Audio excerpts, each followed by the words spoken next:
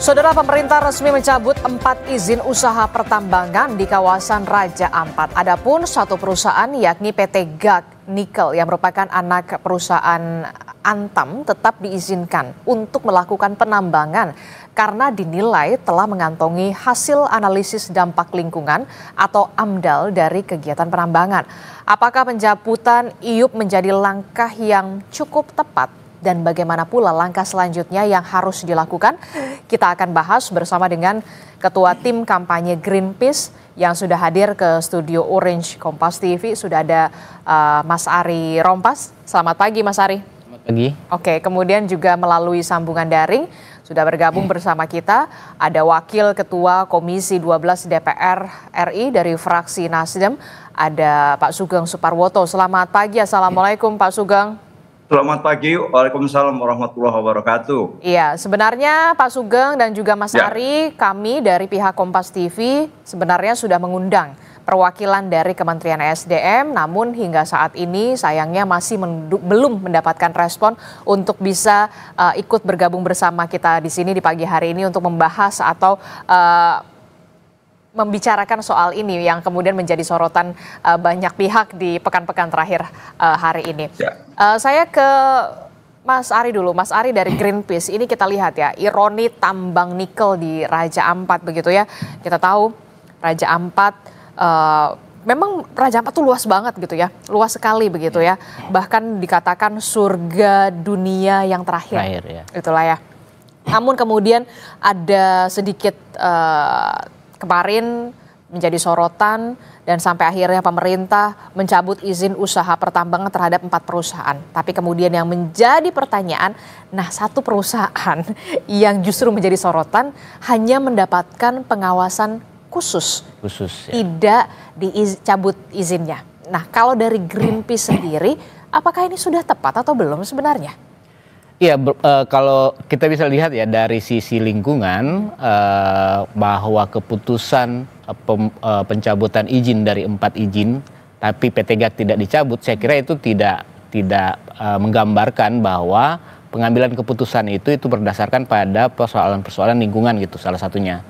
Karena PT GAC ini menjadi bagian dari ekosistem di Raja Ampat gitu. Jadi dia harus dilihat satu kesatuan karena proses geologi yang terjadi di Raja Ampat itu sejak jutaan tahun yang lalu itu menghasilkan kekayaan biodiversitas di sana gitu, kekasan khusus. Nah, PT GAC ini menjadi bagian dari satu gugusan pulau-pulau di Raja Ampat gitu. Nah, sehingga kalau kemudian yang dicabut itu hanya 4 gitu ya, tapi PT GAC yang tidak dicabut itu kenapa?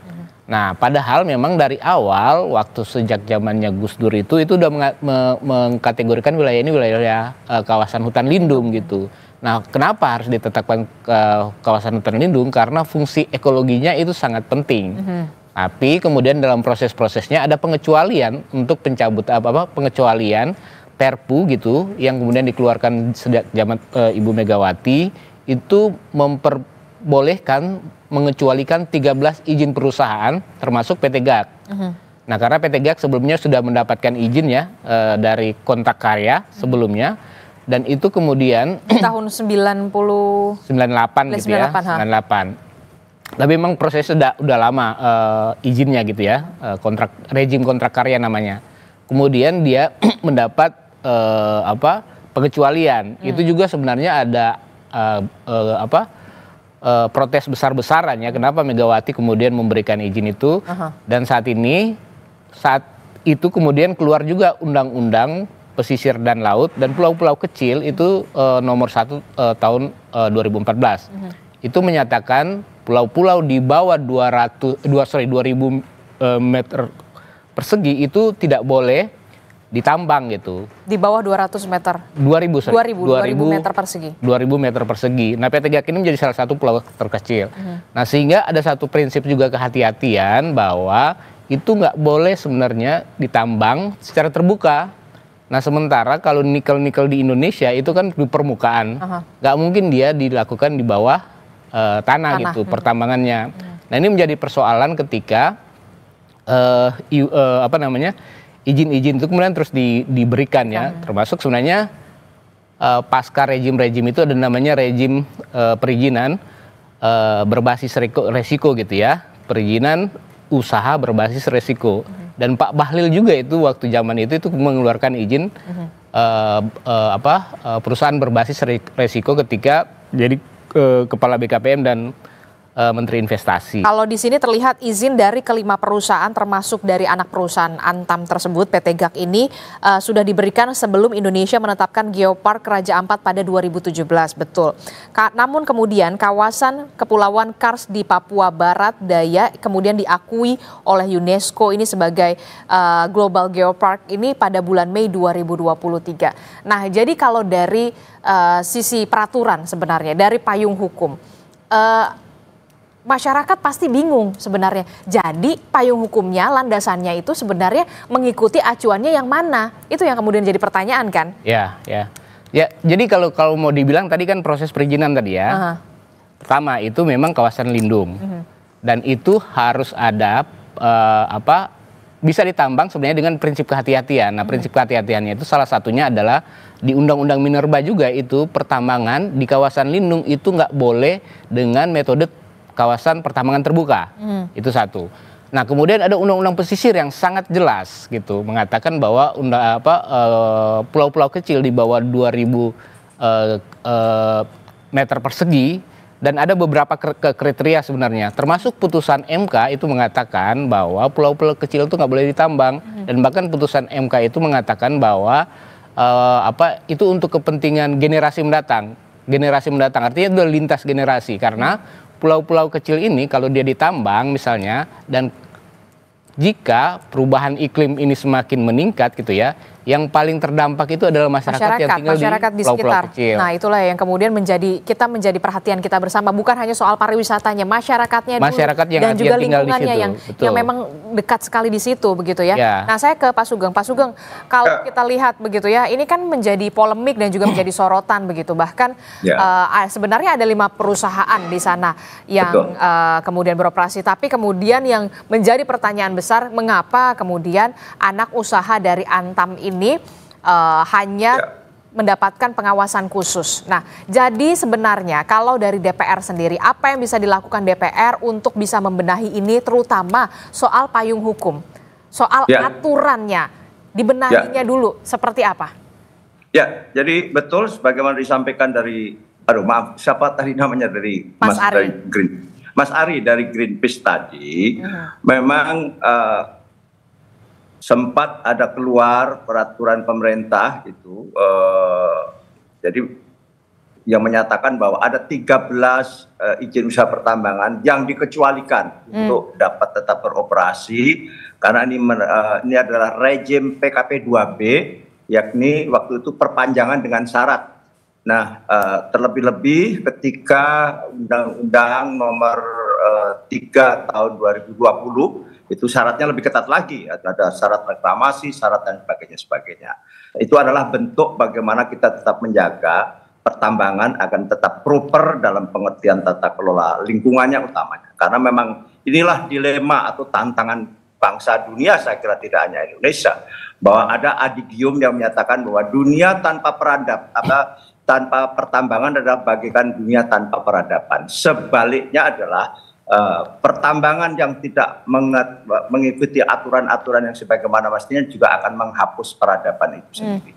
Nah, inilah yang menjadi titik tengah kita antara desain dan desolen, antara titik ideal dan apa yang harus bisa kita lakukan dalam persoalan pertambangan ini. Nah, menyangkut tentang apa yang terjadi di Raja Ampat, awalnya itu menjadi protes keras masyarakat adalah keempat perusahaan tambang, yakni PT KW Sejahtera Mining dan PT Mulia Raymond Perkasa, PT Anugrah Surya Pratama dan PT Nurham. Ini yang menjadi protes keras, mengingat memang keempat tambang tersebut memang ada di kawasan Raja Ampat yang tadi masuk kawasan Global Geopark yang ditetapkan oleh UNESCO 2023 yang lalu. Nah, sebetulnya demikian juga PT GAC ya, di Pulau GAC itu ini memang juga ada protes dari masyarakat, tetapi tidak menyangkut tentang tata kelolanya, lebih kepada kompensasi bagi hasilnya. Karena dianggap tidak adil, masyarakat adat KW misalnya menuntut sejak beroperasi dan berproduksi sejak tahun 2018 sampai hari ini dia dituntut kurang lebih 560 miliar rupiah.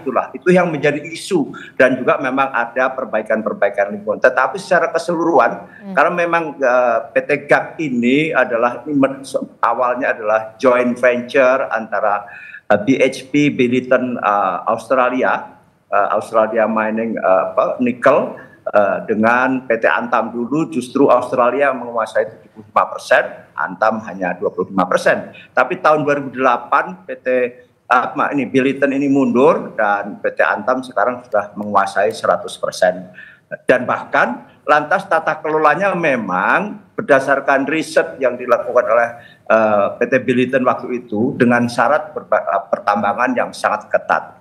Karena apa? Karena memang luasan pulau ini sendiri sebetulnya hanya kurang lebih 6.700 hektar saja, tetapi konsesi yang diberikan justru kurang lebih 12 ribuan.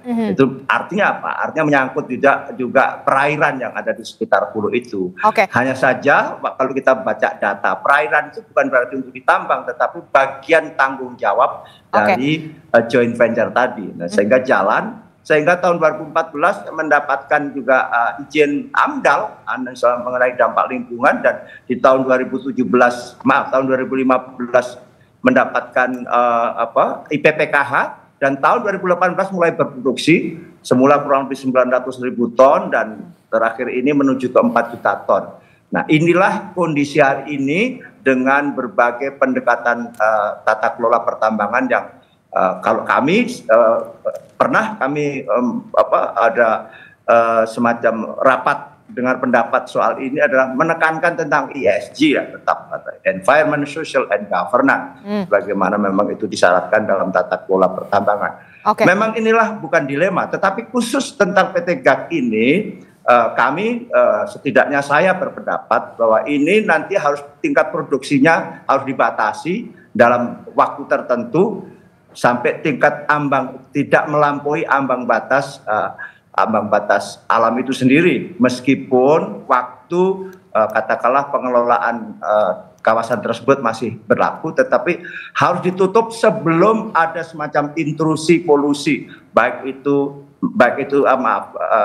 adanya polusi, baik itu menyangkut misalnya di pantainya maupun termasuk runoff terhadap bahan-bahan yang berbahaya seperti merkuri, seperti arsenik dan yang lain-lain masuk ke perairan laut. Jadi kami akan segera mengevaluasi tentang waktu atau kapasitas pertambangan itu sendiri, khususnya PT GAC. Jadi kita apresiasi pemerintah bahwa 4 itu ditutup karena memang itulah yang harus kita tutup. Nah, kemarin kan menjadi heboh karena justru ke-4 tambang ini tidak disentuh oleh Menteri SDM. Malah Menteri SDM berkunjung ke PT GAC ini kan. Jadi menjadi heboh, bahkan ada demo-demo segala. Saya kira itu. Nah, bentuk pengawasannya, kan karena pemerintah sendiri secara tegas mengatakan iup dari anak perusahaan Antam ini tidak dicabut, tapi kemudian mendapatkan pengawasan khusus. Nah, terjemahan dari pengawasan khususnya itu seperti apa? Dalam kurun waktu bagaimana? Jangan sampai kemudian ketika lingkungan sudah kadung rusak, barulah ditutup. Itu yang kemudian kita tingkat preventifnya itu seperti apa pengawasannya sejauh ini, Pak Sugeng? Ya, saya kira bagaimana tata kelola pertambangan yang baik banyak dicontohkan. Seperti, mohon maaf, bukan berarti kita memuji berlebihan. PT Vale misalnya yang ada di Sorowako dan sebagainya, bagaimana tata kelolanya sangat baik. Misalnya mereka dengan memakai juga pembangkit listrik tenaga air, bahkan ada di danonya. Sampai sekarang justru dano tersebut karena dipakai untuk PLTA dengan pendekatan pertambangan yang sangat proven dan sangat prudent, sehingga tidak menimbulkan kerusakan lingkungan yang berlebihan. Tapi bahwa memang pada dasarnya pertambangan pasti merusak lingkungan, maka perlu adanya reklamasi dan sebagainya, apalagi kalau open pit seperti hari ini. Ke depan memang pertambangan, sebagaimana tadi disampaikan Mas Ari juga, harus dekat dengan apa-apa seperti dengan underground, sebagaimana sekarang juga di Papua ya. Freeport McMoRan tidak lagi dengan open pit tetapi underground. Setidaknya tidak merusak alam di atasnya. Sebagaimana pertambangan di tempat-tempat lain misalnya juga sudah ada dengan underground. Nah inilah mekanisme atau tata kelola. Kita kebetulan Komisi 12 beruntung sekali sekarang karena apa? Karena Kementerian Lingkungan Hidup bermitra dengan Komisi 12 sehingga kami dalam pengawasannya itu real betul setiap kali kami kunjungan lapangan sekaligus didampingi oleh Kementerian Lingkungan Hidup yang tentang standar lingkungannya dan sebagainya, kita baca real time di tempat. Dan kita sudah mengusulkan sejak dulu kami di Komisi 7 bagaimana Kementerian SDM ada di Gakum, Badan Penegak Hukum yang sehingga bisa melakukan pengawasan pertambangan dengan sangat-sangat prudent gitu. Oke, saya ke Mas Ari dulu. Mas Ari, bagaimana respon Anda mendengar penjelasan dari Pak Sugeng? Sebenarnya kalau soal anak perusahaan dari Antam ini yang jadi permasalahan adalah bukan soal tata kelolanya, tapi kemudian bagi hasilnya begitu. Nah, ada pengawasan yang memang nanti akan dilakukan begitu terhadap anak perusahaan dari Antam sendiri. Anda melihatnya seperti apa? Sudah cukup win-win solution kah atau bagaimana? Ya sebenarnya terlambat gitu ya. Terlambat. Kemudian Pak Sugeng gitu ya sebagai Mengapa Anda menyatakan terlambat? Ya sebenarnya kalau itu dilakukan sejak awal gitu ya, dari proses-proses perizinan diawasi sejak awal, apa yang terjadi di PT GAK gitu ya, itu bisa diminimalisir gitu ya. Karena saat ini misalnya itu sudah terjadi deforestasi. Pulau yang kecil seperti itu, deforestasi 300 hektar, itu sangat berbahaya loh sebenarnya. Karena dia kan di atas permukaan, dan daya dukung dan daya tampung lingkungan itu harus dipastikan. Karena kami juga melihat bahwa proses-proses perizinan kan harus ketat gitu. Dan seharusnya ini juga diinformasikan, karena kami tanya waktu mencari data PT AMDAL, PT GAK ini katanya lagi dipinjam sama Polres gitu. Nah, ini adalah fungsi-fungsi pengawasan yang harus dilakukan dan peran DPR ini sangat penting. Karena persoalan-persoalan di Raja Ampat ini baru kemudian mendapatkan respon ketika viral kan? Yes, gitu. Betul. Nah, no viral no justice itu baru berlaku di sini. Nah, peran-peran DPR ini sebagai fungsi pengawasan seharusnya dia mempunyai instrumen kan, karena memiliki ada punya dapil gitu ya, sering reses. Terus selama ini ngapain kalau kemudian nggak dapat? Karena masyarakat di Raja Ampat ini sudah berapa kali melakukan aksi-aksi gitu, dan kenapa kemudian aksi ini baru menjadi viral? Karena kemudian fakta-fakta yang di lapangan, kami juga sudah melakukan pemantauan hampir setahun ini untuk mengumpulkan bukti-bukti. Bahkan kami dibilang video-videonya hoax gitu ya, sama Pak Menteri sama inilah ya. Tapi ini yang seharusnya dilakukan sama Pak Sugeng.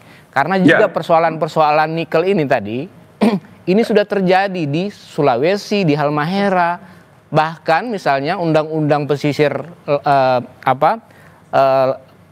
pesisir laut dan pulau-pulau kecil itu sudah diputuskan MK ya untuk di Kabaena misalnya. Itu sudah hancur sekali, tapi udah diputuskan untuk udah menang di pengadilan masyarakatnya, tapi pertambangannya masih terus dilakukan gitu. Nah, ini gimana pengawasannya? Nah, itu saya mau tanya ke Pak Sugeng gitu ya, bagaimana sebenarnya Kementerian Lingkungan Hidup, kementerian terkait yang memang sebagai mitra kerja dari... Anda menilai ada unsur pengabaian di sana atau kemudian justru memang minim sekali pengawasan di sana? Jangan dijawab dulu, kita akan jeda dulu. Usai jeda kami akan kembali di Sapa Indonesia Pagi. Kami akan segera kembali.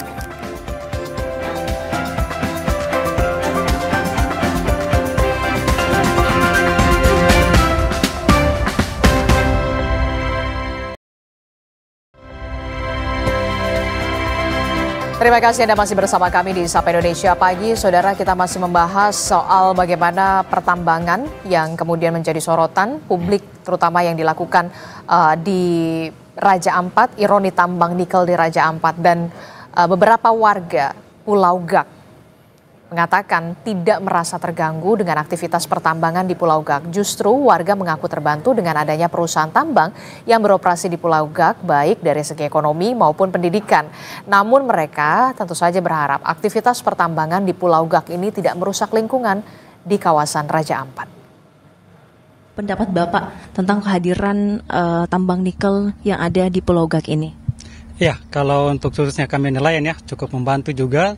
Terkadang dari PT Gak Nikel juga memberikan kami alat tangkap, kemudian mereka juga memberikan kita mengambil kita punya hasil tangkapan juga diambil langsung oleh PT Gak Nikel. Jadi kita tidak perlu pergi jual-jual di terlalu jauh lagi sampai ke kabupaten dengan jarak yang terlalu jauh.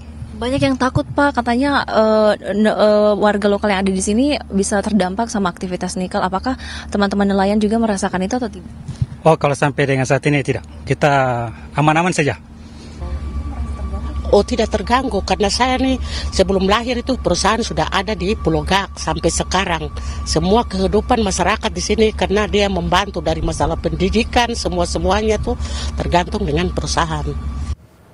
Nah, ini bagaimana kita masih membahasnya, ironi tambang nikel di Raja Ampat. Saya ke Greenpeace dulu. Nah, kalau dari masyarakat sekitar di sana begitu aktivitas pertambangan tidak terlalu mengganggu lingkungan dan segala macam, tapi kemudian masih berharap jangan sampai kemudian bisa merusak lingkungan begitu ya. Nah, kalau dari Greenpeace sendiri temuannya, poin krusialnya soal kerusakan lingkungan yang sudah terjadi di kawasan Raja Ampat ini akibat pertambangan nikel ini seperti apa yang sudah memprihatinkan? Jadi kita melihat soal dampak langsung gitu ya, dampak langsung direct impact itu adalah salah satunya adalah soal deforestasi. Deforestasi yang tadi Anda sebutkan. Dari 3 perusahaan sudah aktif melakukan pertambangan terbuka di Raja Ampat, itu PT Gak itu paling besar, sekitar 300 hektar gitu ya. Justru itu paling besar, 300 paling besar hektar. karena dia dibandingkan dengan 4 perusahaan lainnya. Dibandingkan dengan 4 perusahaan lainnya. Dibanding Pulau KW sama Pulau Manuran. Nah, tadi saya mau sampaikan ini pulau kecil dengan dampak pembukaan seperti itu, dan itu akan dibuka terus kan, karena kandungannya itu juga dia harus membuka, karena memang karakteristik nikel kita di atas permukaan. Jadi nggak akan mungkin ini akan dilakukan dengan cara underground mining, apalagi dia di pulau kecil gitu. Nah, itu yang sudah terjadi langsung terkait dengan deforestasi gitu ya. Yang kedua tentu dari pembukaan itu akan berdampak run off gitu ya, karena aktivitas pertambangan itu kemudian akan limpasannya itu akan terjadi sedimentasi di laut. Nah, itu memang akan kelihatan dengan jangka waktu yang panjang dengan musim-musim tertentu gitu, karena misalnya kalau musim hujan gitu ya, itu pasti akan larinya ke laut. Karena dia pasti ya limpasannya akan ke sana. Nah, waktu mereka ke sana ya pasti lagi tidak hujan kan, jadi tidak kelihatan.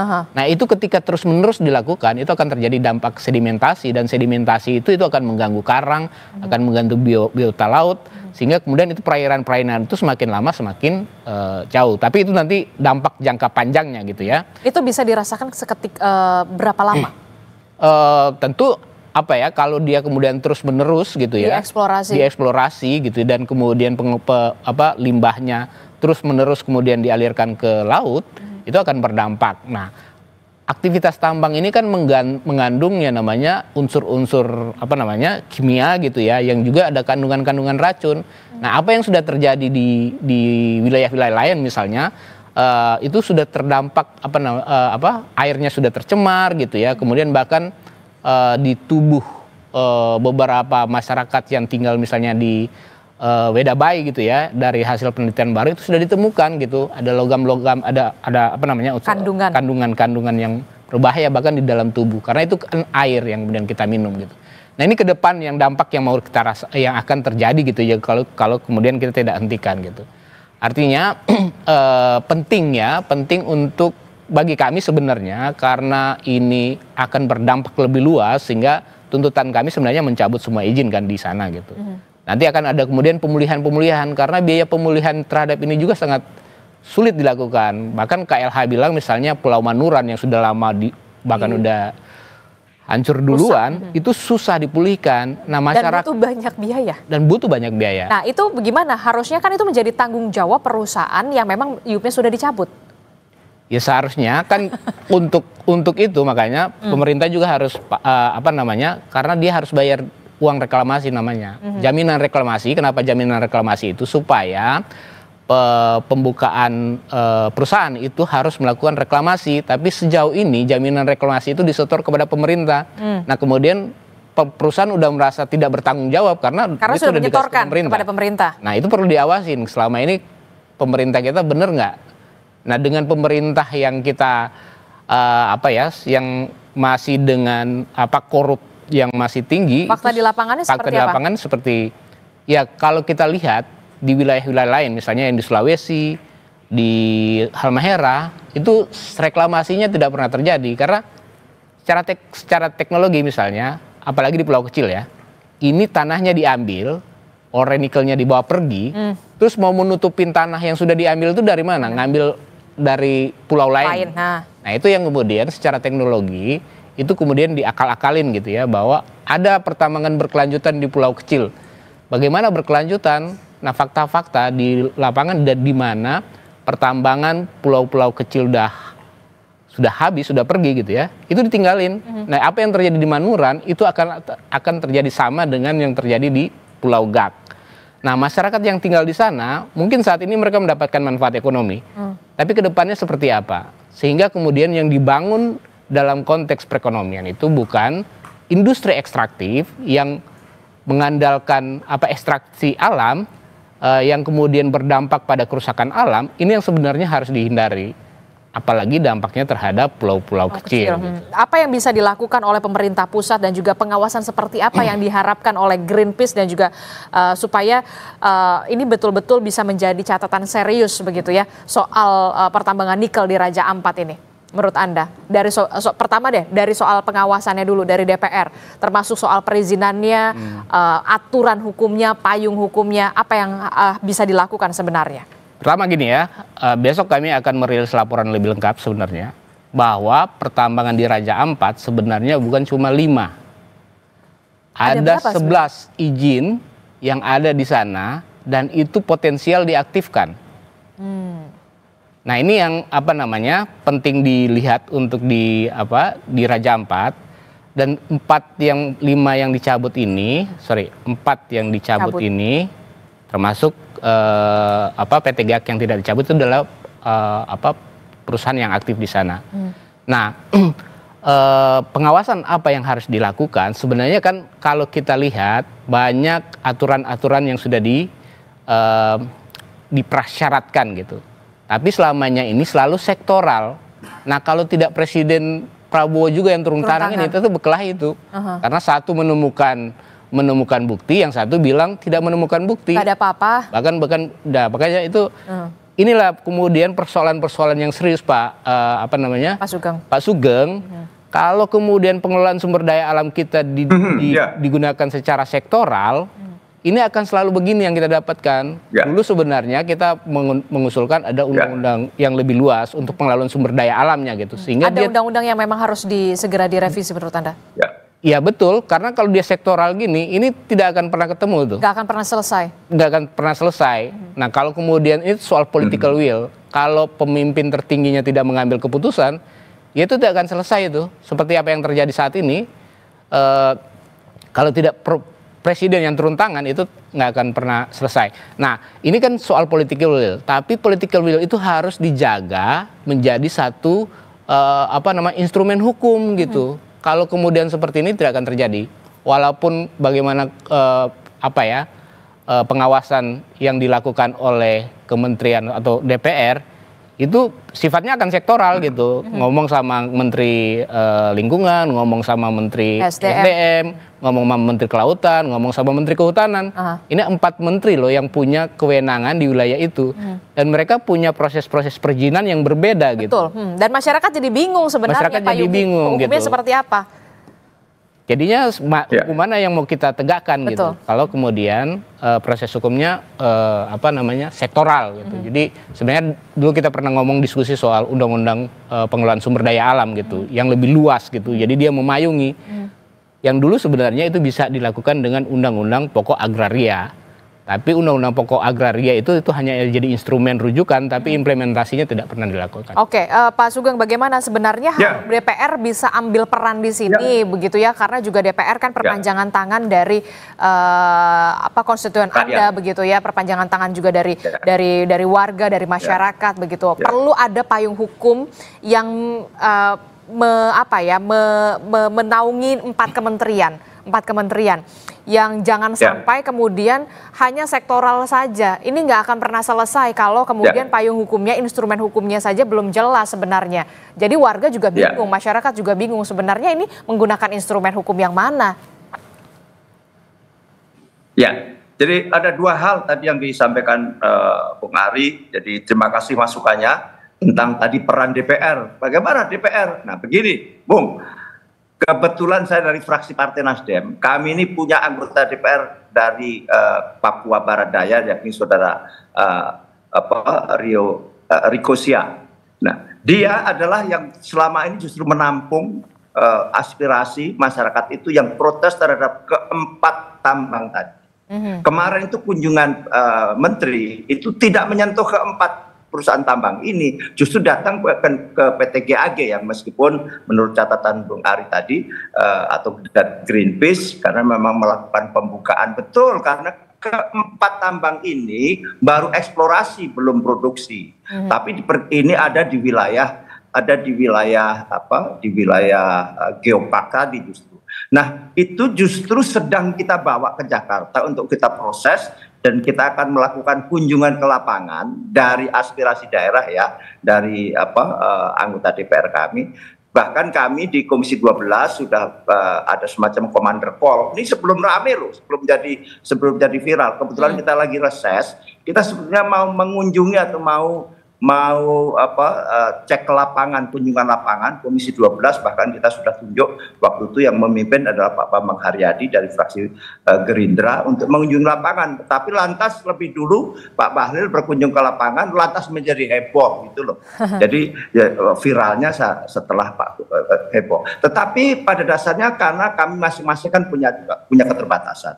Tapi sekali lagi terima kasih masukannya, dan itulah kami dalam pengawasan selama ini. Kami hanya pengawasan melalui RDP ya, kalau pengawasan lapangan, karena selama ini misalnya Kementerian Lingkungan Hidup tidak kepada kami. Sementara juga di Kementerian SDM pengawasannya tuh Irjen itu lebih pengawasan internal, tata kelola katakanlah tata kelola birokrasi dan sebagainya. Tata kelola pertambangan yang lebih luas di lapangan tidak punya juga dia istilahnya instansi yang langsung begitu. Maka kami mengusulkan ada Gakum, ada Dirjen Gakum di Kementerian SDM, sehingga dengan Kementerian Lingkungan Hidup lantas menjadi sangat komprehensif dalam pengawasan di lapangan, sekali lagi ya, dalam praktek. Kenapa? Karena memang aturan-aturannya sih semuanya sudah ada tadi. Undang-undang tentang pulau-pulau kecil itu jelas melarang kalau di bawah 2000 km persegi tidak boleh ditambang dan sebagainya, dan undang-undang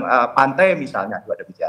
Nah kedua tentang tadi yang sampaikan Bung Ari itu tentang strategi pembangunan. Memang hari ini kritik kami juga sama bahwa kita lebih menekankan pada industri ekstraktif karena memang paling mudah. Kalau kita lihat dalam struktur APBN misalnya ya, bahwa APBN itu ada pendapatan, ada belanja. Pendapatan kita ini sekarang masih sebagian besar adalah dari PNBP di dunia pertambangan, pendapatan negara bukan pajak ya, terbesar dalam dunia pertambangan dan di Kementerian SDM. Demikian juga kalau kita lihat di pertumbuhan ekonomi, ada investasi, ada ekspor, ada konsumsi. Ekspor kita masih didominasi oleh ekspor komoditas. Komoditas itu adalah komoditas pertambangan dan sekarang ada kelapa sawit misalnya. Inilah fakta kita, inilah bukan dilema, inilah tantangan kita bagaimana menuju ke industrialisasi kembali, yakni industri manufaktur, jangan industri ekstraktif seperti hari ini.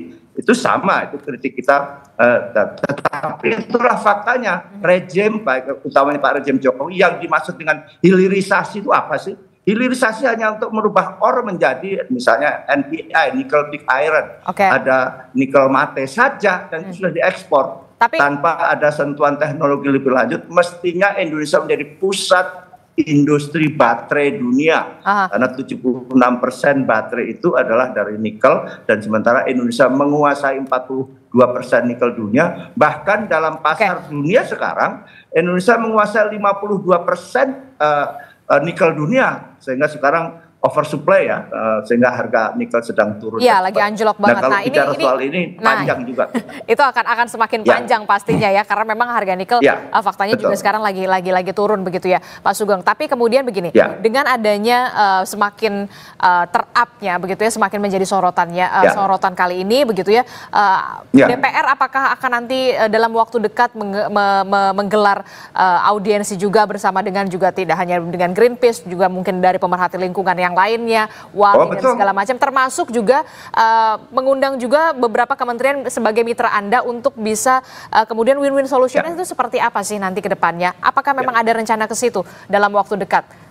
Pak Sugeng, singkat saja. Dipastikan ada gitu, karena kami memang itulah kami gitu, Pak. Tidak ada masalah yang mengemuka seperti hari ini. Kami selalu dengan Kementerian SDM misalnya, dengan juga pemangku kepentingan lain, misalnya beberapa waktu lalu sampai kita tentang kualitas udara kita. Apalagi kita kan sepakat ya menandatangani Paris Agreement, kita sepakat untuk menekan emisi pada tingkat tertentu dan net zero emission di tahun 2060 atau lebih cepat. Artinya seluruh praktek pembangunan itu harus mengacu ke sana, baik di sektor energi, sektor pertambangan sekalipun, itu parameternya itu. Saya kira, nah nanti mungkin kita akan bicara panjang lebar juga dengan Greenpeace, dan kami pernah juga dengan Greenpeace di tahun 2000 beberapa waktu lalu lah ya, dan kita sangat-sangat terbuka. Saya dengan senang hati menerima masukan dan bahkan mungkin kritik gitu. Oke, tentu saja kita harapkan masukan-masukan dari Greenpeace dan juga pemerhati lingkungan yang lain juga bisa menjadi pertimbangan juga dalam pengambilan keputusan di DPR selanjutnya begitu, karena DPR memang perpanjangan aspirasi dari masyarakat. Terakhir saya mau mengatakan mempertanyakan ke Mas Ari. Mas Ari, secara jangka pendek begitu apa yang bisa dilakukan oleh DPR, pemerintah pusat, secara jangka panjang apa yang harus dilakukan? Jangan sampai kemudian kita kehilangan lingkungan dari Raja Ampat yang kita sudah tahu ini memang benar-benar pesonanya luar biasa, tidak hanya soal pariwisata tapi kemudian bagaimana oksigen di Raja Ampat untuk bisa menghidupi masyarakat Raja Ampat itu sendiri. Ya, pertama-tama kami bersama-sama tentu ya dengan 60.000 orang yang menandatangani petisi Save Raja Ampat, ini adalah bagian yang terus memperjuangkan sampai Raja Ampat itu betul-betul terlindungi. Sehingga dalam jangka waktu yang dekat ini kita meminta pemerintah itu bukan hanya mengumumkan tapi membuktikan dengan kekuatan hukum kepada perusahaan-perusahaan yang sudah dicabut gitu ya. Bahkan kami tetap meminta sebenarnya PT GAC juga dicabut. Karena prinsip-prinsip yang kami lihat bahwa ini Raja Ampat ini menjadi satu kesatuan. Tidak bisa dilihat hanya pulau per pulau. Nah, sehingga kemudian dalam jangka waktu yang pendek ini kami terus memantau gitu ya, dan akan terus berjuang. Greenpeace bersama masyarakat di Raja Ampat dan 60.000 orang yang kemudian menandatangani petisi ini akan terus berjuang untuk memastikan perlindungan total terhadap wilayah Raja Ampat. Yang kedua memang selain itu kami meminta sebenarnya kebetulan ada Pak Sugeng gini ya, untuk sama-sama kita melihat, mengevaluasi kembali yang namanya kebijakan hilirisasi, karena itu bukan hanya di Raja Ampat. Raja Ampat ini hanya pemicu saja untuk melihat lebih dalam apa yang terjadi di Halmahera, di Sulawesi, bahkan di seluruh pulau-pulau kecil di Indonesia. Ada 160 berapa pulau-pulau kecil yang juga memang sudah terancam. Nah, itu yang lebih menyeluruh bisa dilihat dan bisa dilakukan, karena kita harus memastikan bahwa persoalan-persoalan di Raja Ampat ini adalah bagian juga yang menyeluruh dari apa yang terjadi di persoalan-persoalan di Indonesia gitu, terutama soal kebijakan hilirisasi gitu ya, yang itu hanya menguntungkan segelintir orang tapi sudah berdampak terhadap lingkungan, sudah berdampak terhadap masyarakat yang tinggal di sana, dan bisa juga akan berdampak pada ekonomi karena nikel habis, selesai kita tinggal ditinggalin dengan lubang-lubang tambang yang ada di situ. Nah, ini justru lebih pada kepentingan nasional kalau kemudian hilirisasi ini betul-betul tidak evaluasi secara menyeluruh. Karena ini akan bicara soal kepentingan masa depan bangsa. Yang jangka panjang sebenarnya kita seharusnya sudah beralih pada ekonomi-ekonomi yang ekstraktif. Justru sebenarnya ekonomi-ekonomi hijau gitu ya, itu bisa menghasilkan mata pencaharian baru gitu. Menimbulkan mata pencaharian baru, menstimulasi ekonomi kita. Kalau kemudian kita beralih kepada ekonomi ekstraktif ke ekonomi berkelanjutan, sehingga kita berharap sebenarnya bahwa kita sudah diambang pada krisis iklim gitu ya. Karena World Economic Forum aja sudah mengatakan masalah iklim ini akan berdampak terhadap ekonomi. Jadi kita perlu hati-hati di membangun ekonomi kita dan harus hati-hati juga menjaga sumber daya alam kita dan memastikan bahwa pembangunan berkelanjutan itu berkeadilan. Artinya berkeadilan kepada masyarakat yang tinggal di di wilayah-wilayah yang rentan gitu ya.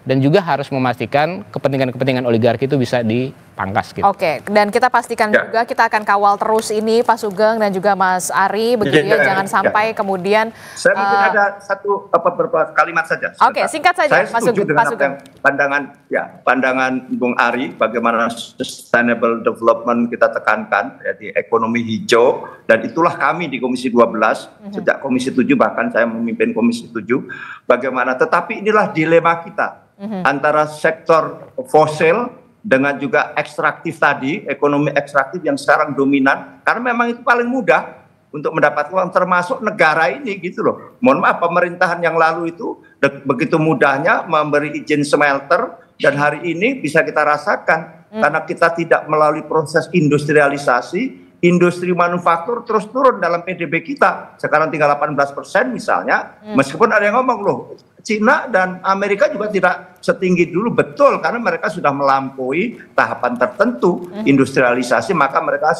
industri manufaktur ya maksudnya, maka sekarang mereka adalah masuk industri jasa dan industri kreatif ya, berbasis teknologi. Nah, kita ini penting sekali industri. Nah, di bidang pertambangan misalnya, bagaimana hilirisasi itu sama aja cuman menguntungkan, mohon maaf, negara-negara tertentu, bahkan dalam hal ini misalnya China, nikel misalnya. Bagaimana sekarang banjir begitu murahnya baterai untuk EV ya dan sebagainya, sehingga mobil itu semuanya nikelnya dari kita praktis. Nah, inilah kita harus menyusun kembali tentang strategi pembangunan kita dengan mengedepankan adalah industrialisasi, bukan hilirisasi gitu. Kalau hilirisasi ya seperti hari ini yang terjadi. Saya kira itu sebagai diskusi panjang nanti selanjutnya. Nah, itu dia yang nanti kita harus didiskusikan lebih lanjut. Kita nantikan akan ada diskusi yang kemudian lebih lanjut, lebih komprehensif lagi. Kita juga mengajukan agar kita ada audit total ya terhadap smelter kita. Audit total ini sudah kita dalam RDP beberapa kali kita ajukan, waktu itu sempat kita bersitegang dengan beberapa menteri tertentu lah yang mereka tidak menghendaki audit total tentang smelter misalnya. Dan seterusnya. Kita dukung terus ya Pak, sepanjang kemudian ini bisa berdampak pada lingkungan dan juga masyarakat untuk bisa yang lebih baik. Kita harapkan Raja Ampat ini memang untuk Indonesia, untuk masyarakat Raja Ampat, bukan untuk kepentingan-kepentingan di luar itu pastinya. Jangan sampai warisan Raja Ampat ini terhadap anak cucu kita nanti hanya tinggal kenangan saja. Terima kasih Pak Sugeng Suparwoto dari Komisi 12 DPR RI telah bergabung bersama kami. Kemudian ada Mas Ari Rompas juga dari Greenpeace telah bergabung bersama kami. Selamat pagi Bapak-Bapak, sehat selalu. Assalamualaikum. Pagi Bung Ari, Waalaikumsalam warahmatullahi wabarakatuh.